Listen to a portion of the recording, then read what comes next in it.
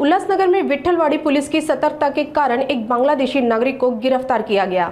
गिरफ्तार बांग्लादेशी नागरिक जोरुल मोहम्मद शेख पासपोर्ट सत्यापन के लिए विट्ठलवाड़ी पुलिस स्टेशन पहुंचा था। पुलिस कांस्टेबल महेंद्र भोई ने जांच के दौरान बांग्लादेशी नागरिक के दस्तावेजों पर संदेह जताया और पाया कि उसके आधार कार्ड के साथ अन्य दस्तावेज फर्जी थे।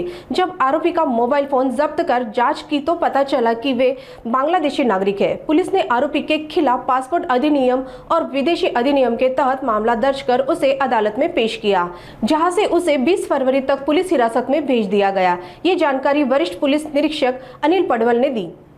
विट्ठलवाडी पोलीस स्टेशन येथील पासपोर्ट विभाग या ठिकाणी दिनांक 15 फेब्रुवारी 2025 रोजी एक व्यक्ती नामे जोहरुल मोहम्मद शेख वय वर्ष 33 हा बाहेर देशात जाण्यासाठी PCC पोलीस क्लिअरन्स सर्टिफिकेट मिळवण्यासाठी आलेला होता।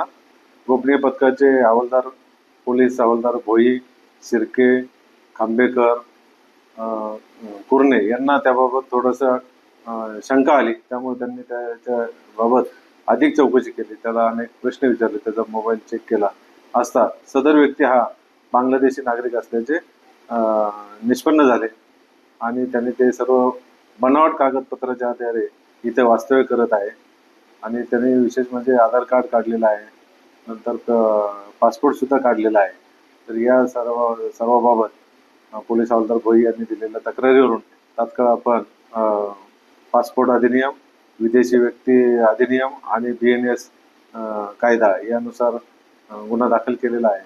PSI दराडे हे त्याचा तपास करत असून सदर व्यक्तीला अटक केलेली आहे। 20 तारीखपर्यंत त्याला पोलीस कस्टडी रिमांड मिळवणार आहे।